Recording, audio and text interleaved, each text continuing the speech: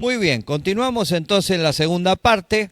Hicimos la presentación del tema que ahora viene, el judío, ¿no? El religioso judío que piensa que es mejor que los demás, que piensa que Dios con ellos va a tener un trato diferente al que tiene con el resto del mundo. Vamos a leer versículo 12 al versículo 15 del capítulo 2. Que todos los que sin ley han pecado, sin ley también perecerán, y todos los que bajo la ley han pecado, por la ley serán juzgados. Porque no son los oidores de la ley los justos ante Dios, sino los hacedores de la ley serán justificados. Porque cuando los gentiles que no tienen ley hacen por naturaleza lo que es de la ley, estos, aunque no tengan ley, son ley para sí mismos, mostrando la obra de la ley escrita en sus corazones, dando testimonio su conciencia y acusándoles o defendiéndoles sus razonamientos. Muy bien, entonces dijimos que el judío se creía de una raza superior por solo ser judío y por el derecho de que tenían la ley, que Dios le había dado la ley. Eso, en vez de ellos tomarlo como una bendición, ellos lo tomaron como una distinción de Dios para ellos por encima de las demás personas. Entonces ellos pensaban que eran mejores y que Dios con ellos iba a tener un trato totalmente diferente al trato que iba a tener al resto del mundo. Pablo les explica que los que están sin ley, refiriéndose a los gentiles, que no recibieron la ley en el monte Sinaí y que tampoco conocieron nada acerca de la ley, van a ser juzgados no por la ley, van a ser juzgados por lo que les fue revelado. No se olviden que en el capítulo 1 nosotros vimos que el hombre es inexcusable delante de Dios porque sea quien sea ese hombre, tiene una revelación primaria. Esa revelación primaria está dada por la creación. La creación habla de la deidad de Dios, ¿sí? Y la creación habla del poder de Dios, del poder eterno de Dios. Entonces el hombre ya tiene una revelación. No necesita tener la ley para ser juzgado. O sea, no va a ser el gentil juzgado por la ley porque no la recibió y porque no la conoció. En cambio, el judío sí va a ser juzgado por la ley, porque fueron los destinatarios de la ley, porque la recibieron a la ley y porque la conocieron a la ley. Dios va a juzgar a las personas en base a la revelación que esas personas han recibido. No es que porque no tuvieron la ley no van a ser juzgados, porque entonces si esto fuera así no les prediquemos. Que no conozcan nada de lo que está escrito y entonces se van a salvar por ignorar. Pero nadie se salva por ignorante. Recuerden que tienen una revelación primaria en la creación, pero además tienen una revelación más en la conciencia, porque Dios grabó su ley en el corazón de las personas. De manera que los gentiles, dice, hacen lo que ya la ley dice sin conocerla. Es lo que siempre les digo, no necesitamos una Biblia para saber lo que está bien y lo que está mal. No necesitamos un pastor para saber lo que está bien y lo que está mal. No necesitamos una iglesia para saber lo que está bien y lo que está mal. Ya en nuestro corazón Dios grabó su ley. Conozcamos o no la palabra, tengamos o no un pastor, concurramos o no a una iglesia, ya hay una ley espiritual grabada en nuestro corazón, por lo cual cuando hacemos algo incorrecto, algo se enciende dentro nuestro que nos dice esto está mal. No lo tenés que hacer. Por eso Pablo dice que los gentiles hacen lo que está escrito en la ley sin haberla conocido. Porque la ley no es otra cosa que la ratificación del corazón de Dios. Algunos creen que la ley es mala. A veces escucho a los predicadores hablar en contra de la ley. No. David declara que la ley del Señor es perfecta. La ley no es mala. La ley lo que hizo fue poner en evidencia nuestra incapacidad de servir a Dios, de vivir una vida que honre a Dios. Pero la ley no era mala, porque la ley salió del corazón de un Dios santo. La ley salió del corazón de un Dios perfecto. de un Dios amoroso, así que la ley no era mala. El problema no estaba del lado de la ley, el problema estaba del lado del hombre, que no podía cumplir con las demandas de la ley por más que se esforzara. Por eso tuvo que venir Cristo, cumplir con todas las demandas de la ley, y ahora en Cristo nosotros cumplimos con toda la ley. No es que la ley ya no es más para nosotros. No tenemos que guardar cada punto de la ley, pero nosotros en Cristo guardamos todo. Cristo cumplió con todas las demandas de la ley. Colosenses capítulo 2 dice que Él en la cruz clavó el acta de los decretos que pesaba en nuestra contra. Cumplió con todas las demandas. ¿Se dan cuenta? Entonces, Pablo habla de que no necesitaron una ley, ni oral ni escrita, porque Dios se la escribió en el corazón, la ley. Y el hombre sabe absolutamente cuándo tiene que hacer la voluntad de Dios o cuándo hace la voluntad de Dios. Por eso usa la palabra conciencia, que es suneidesis en el original griego, que es la facultad de saber y conocer la voluntad de Dios. El hombre sabe y conoce la voluntad de Dios. A veces hay hermanos que me dicen, pastor, ¿y esto es pecado? ¿Qué le dice su corazón? ¿Yo tengo que determinar los valores en la vida de las personas? No. Usted ya tiene grabada la ley de Dios en el corazón y su corazón le dice lo que está bien y lo que está mal.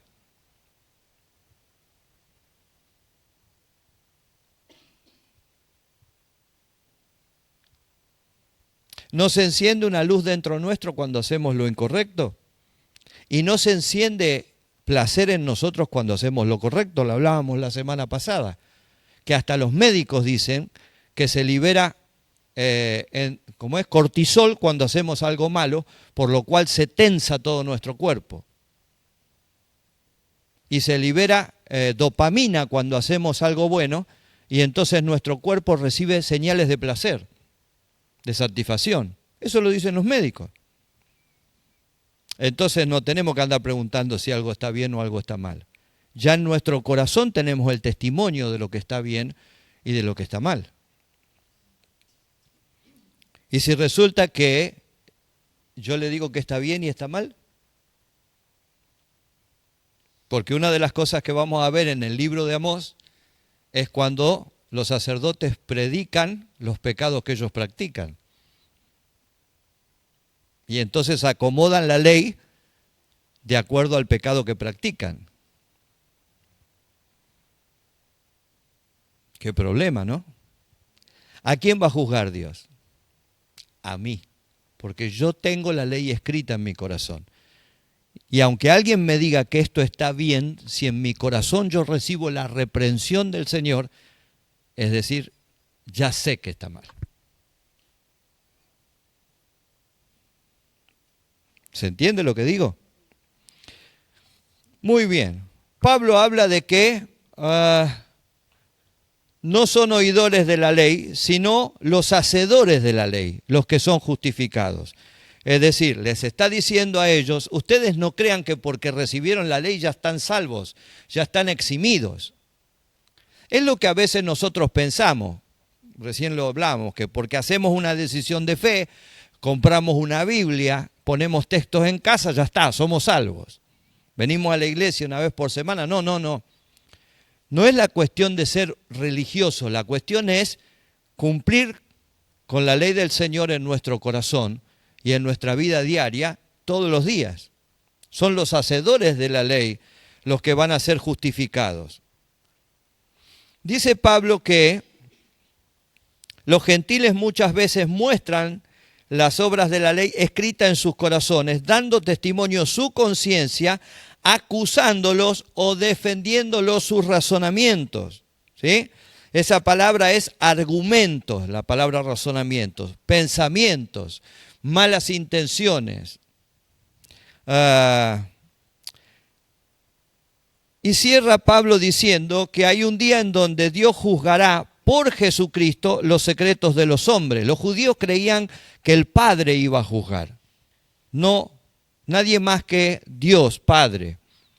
Pero acá Pablo nos dice que el juicio va a ser hecho por Jesucristo. Jesucristo va a ser el juez. Él va a llevar adelante el juicio sobre los hombres y dice conforme a mi evangelio. Esto ha traído más de una discusión, porque cuando habla de mi evangelio parece sugerir que él escribió un libro o un evangelio a la par de Mateo, de Marcos, de Lucas, de Juan.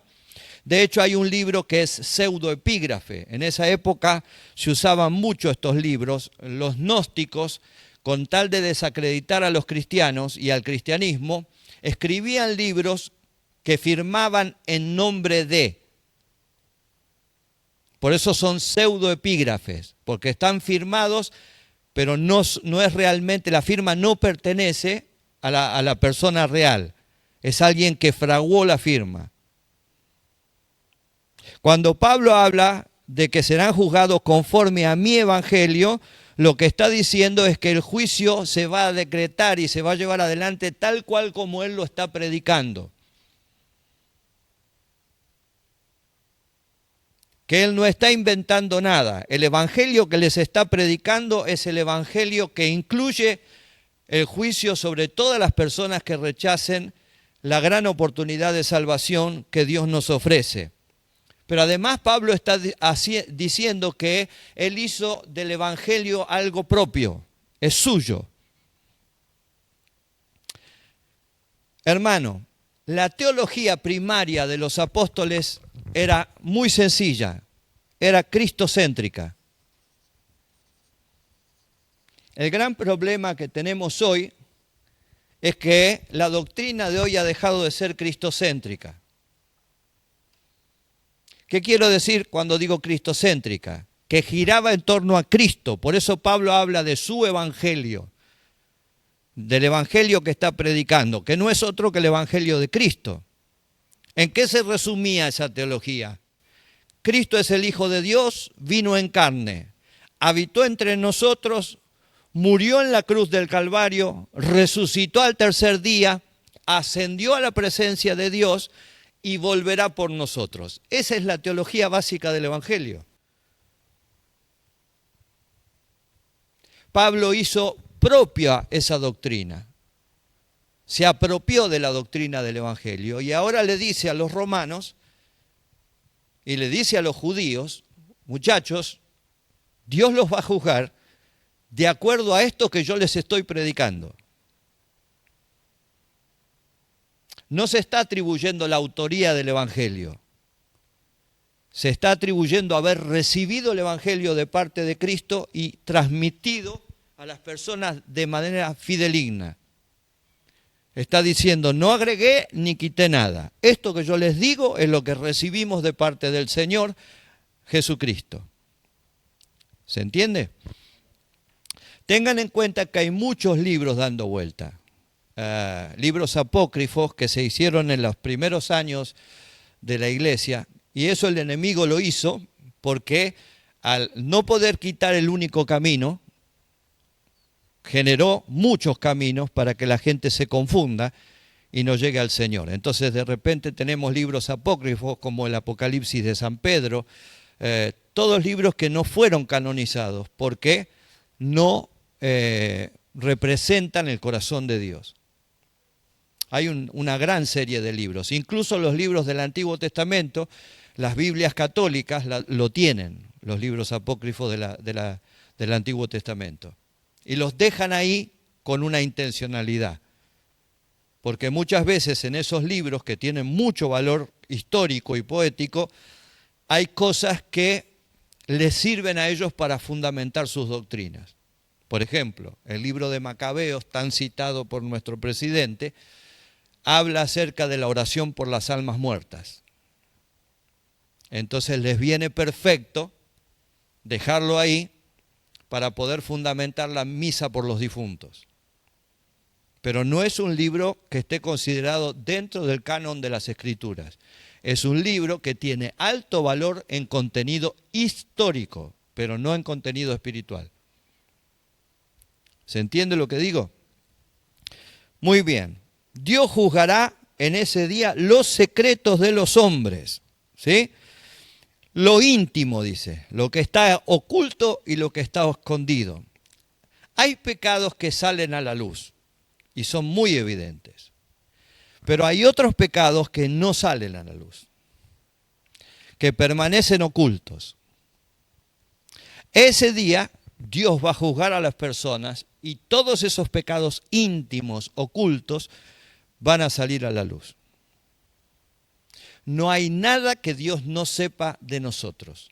Absolutamente nada de nosotros le es oculto. Dios nos conoce íntimamente, Dios nos conoce perfectamente.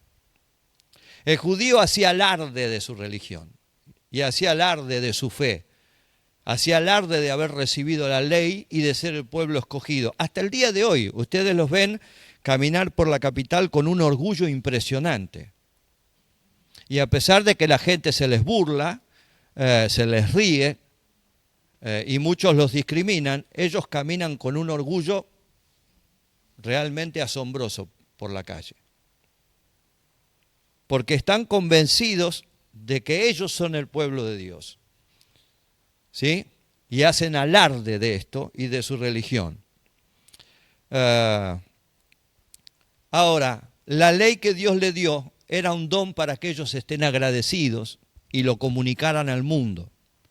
No era un don para que ellos se sintieran más que los demás.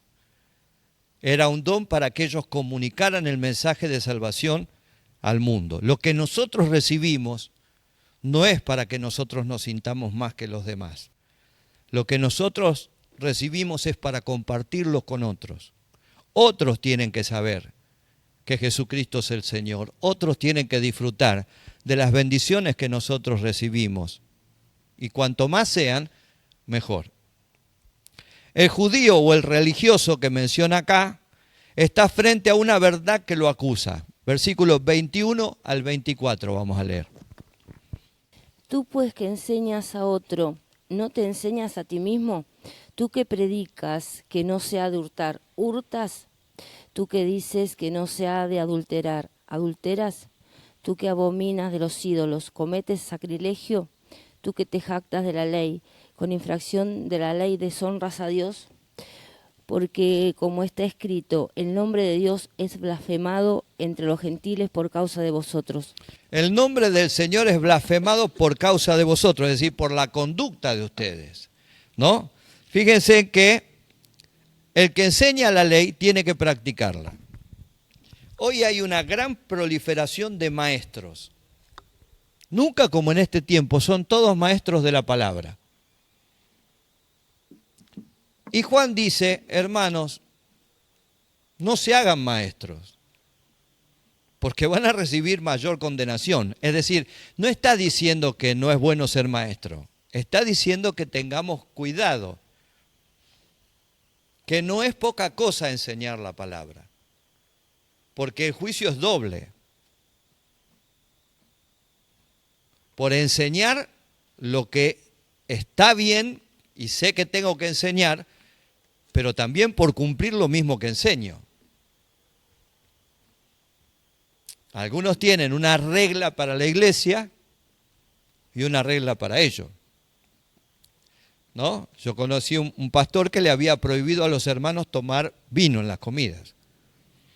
Pero un día lo invitaron a cenar y estaba medio desesperado, ¿no? Entonces le dijo a la hermana, dice, ¿no tiene un poquito de vino? Y claro, la hermana se quedó fría. Dice, sí, nosotros tenemos, pero como usted siempre predica en contra del vino, no queríamos servir vino en la mesa. No, dice, pero eso es para los hermanos, tráigalo, dice. Nosotros tenemos que practicar lo que enseñamos, porque si no nos estamos convirtiendo en hipócritas y la misma ley que predicamos es la que nos va a juzgar. Por tu palabra serás justificado, pero por tu palabra también serás condenado. Dios nos va a hacer responsables. Mire que cita el capítulo 5 de Mateo ahí en el material, que es un capítulo tremendo que comienza con el Sermón del Monte, pero que después Jesús empieza a decirle a todos los oyentes que están ahí que tienen que ser la sal de la tierra, que tienen que ser la luz del mundo, que tienen que cumplir con la palabra del Señor, que tienen que abandonar la ira, el enojo, que tienen que vivir una vida santa en el matrimonio, que no tienen que romper el lazo, el contrato matrimonial, que no tienen que jurar en vano, que tienen que amar a los enemigos. Es un capítulo fuertísimo el 5 de Mateo, ¿no? En donde el Señor le está diciendo a las personas de qué manera tienen que vivir y de qué manera tienen que predicar con su vida el evangelio que están escuchando, el evangelio que están recibiendo. Dios nos va a ser responsable no solamente de nuestras acciones, también de nuestras motivaciones.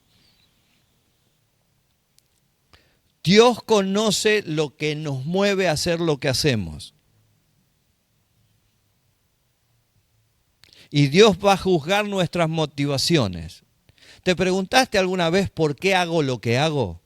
¿Qué me lleva a mí a enseñar la palabra? ¿Qué busco yo? ¿Qué me lleva a mí a trabajar en distintos ministerios de la iglesia? Como puede ser la música, la danza, el ministerio de multimedia. ¿Por qué yo quiero trabajar en eso? No estoy diciendo que no lo hagas, estoy diciendo que te preguntes por qué lo estás haciendo, qué te lleva a hacer lo que haces. El ser visto, el ser aplaudido, el ser reconocido o el simplemente darle la gloria a Dios. Dios va a juzgar las motivaciones. ¿Qué te llevó a hacer lo que hiciste? Yo puede que nunca lo sepa y nunca lo vea, porque yo veo el rostro, no veo el corazón. Y ustedes quizás nunca sepan acerca de mí. Yo puedo decir, ay no, yo lo hago por amor. Pero Dios conoce el corazón. Y Dios sabe cuál es la motivación real de mi corazón. A Él no lo puedo engañar. Y un día Él va a juzgar esa motivación. ¿Por qué yo hice lo que hice? Recuerdo el testimonio de un evangelista que partió con él en un sueño, fue llevado al cielo. Y entonces empezaron a recorrer las mansiones, las casas que había en el cielo. Llegaron a una mansión preciosa y dijo, esa es mía. Y el Señor le dijo, no, esta no es tuya. Esta es de la hermana que nunca la tuviste en cuenta, pero ella sostenía tu ministerio con oración. Bueno, mucho no le gustó al hombre, pero lo aceptó, siguieron caminando. Vieron un chalet y dijo, bueno, Señor, este es mío. Con todo lo que yo hice, con las almas que se salvaron, este es mío. Y el Señor le dijo, no, este es del hermano, y le mencionó un hermano de su congregación. Hasta que llegaron a una casa a medio construir. Y dijo, Señor, vos no me vas a decir que eso que está ahí es mío. Con todo lo que yo hice, te serví todos estos años. Y el Señor lo miró y le dijo, sí, porque eso es lo que hiciste para mí. Todo lo demás lo hiciste para vos. Entonces, siempre nos tenemos que preguntar y asegurar, ¿cuál es nuestra motivación al hacer lo que hacemos? ¿Por qué hacemos lo que hacemos? ¿Qué nos mueve a hacer lo que hacemos? Dios condena a los hipócritas, que son maestros decentes, pero que a la vez son pecadores horribles.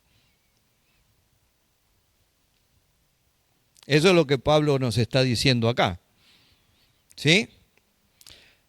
Las prácticas deshonestas con el dinero del templo fue motivo del enojo del Señor. Vamos a leer Mateo 21, 12 al 17.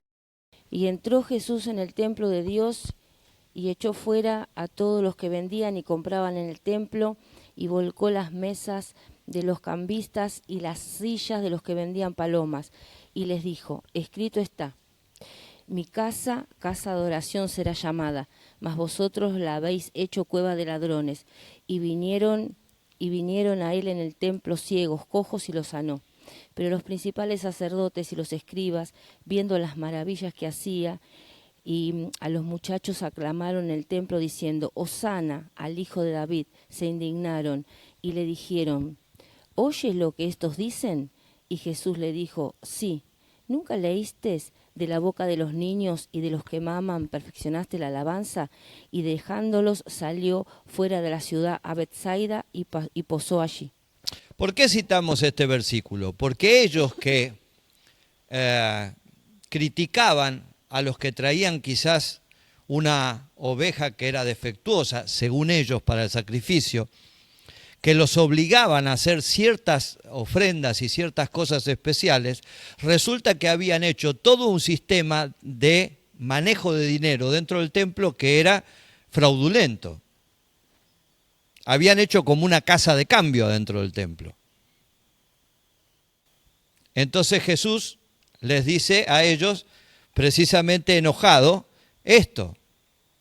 Les derriba las mesas, no los golpea a las personas, pero sí les dice, mi casa, casa de oración será llamada, que es un versículo que ellos conocían bien. Sabían que la casa del Señor era casa de oración, sin embargo, ellos conociendo la palabra y enseñando la palabra, habían hecho todo un sistema fraudulento. Se dice que, por ejemplo, una persona venía con su ovejita y el sacerdote siempre le encontraba algo a esa oveja. Entonces se la rechazaban para el sacrificio, pero ya tenían preparada una para venderle. El tema no terminaba ahí. El tema es que el sacerdote se llevaba la oveja que había sido rechazada, porque no se la devolvían a la gente, ¿no? La llevaban, la bañaban y la ponían para la venta.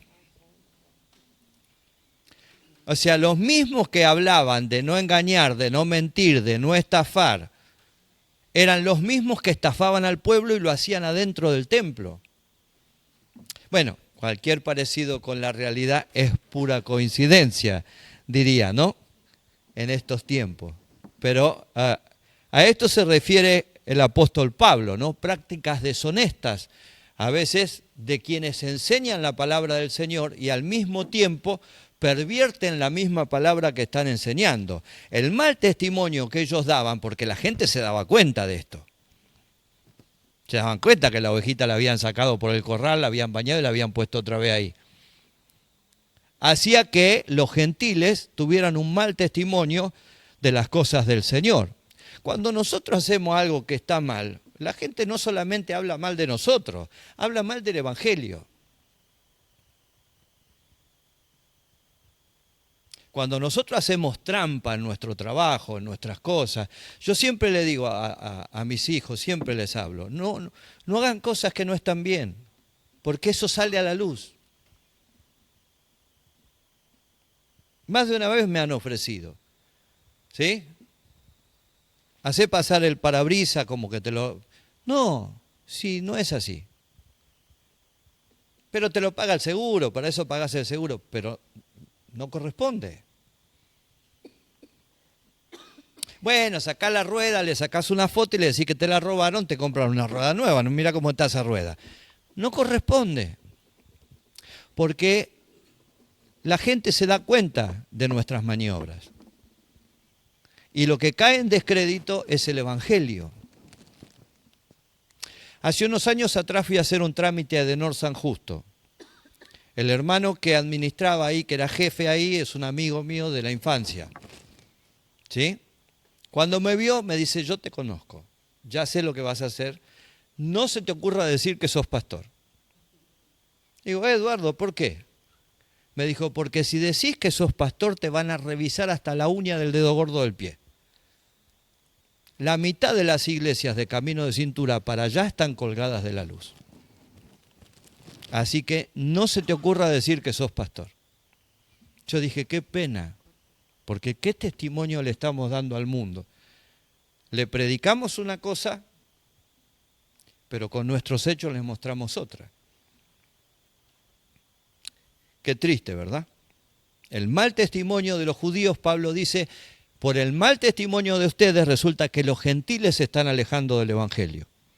Entonces, no tanto alarde de la ley, mejor cumplan la ley. ¿Sí? Tenemos los últimos versículos del versículo 25 al 29 que hablan acerca de la obra de la ley y la justificación. Pues en verdad la circuncisión aprovecha si guardas la ley, pero si eres transgresor de la ley, tu circuncisión viene a ser incircuncisión. Si pues el incircunciso guardare las ordenanzas de la ley, ¿no será tenida la incircuncisión como circuncisión? Y el que físicamente es incircunciso, pero guarda perfectamente la ley, te condenará a ti, que con la letra de la ley y con la circuncisión eres transgresor de la ley. Pues no es judío el que es exteriormente, ni es la circuncisión la que se hace exteriormente en la carne, sino que es judío el que lo es en lo interior, y la circuncisión es la del corazón, en espíritu, no en letra, la alabanza del cual no viene de los hombres, sino de Dios. Muy bien. Les dije antes que el judío creía que por ser judío ya estaba eximido, era salvo y podía hacer lo que quería.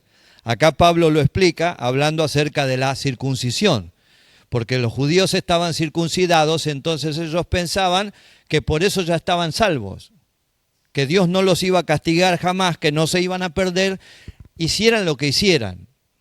Un pensamiento bastante incorrecto, ¿no es cierto? Ahora, ninguna práctica y ningún ritual nos asegura la salvación.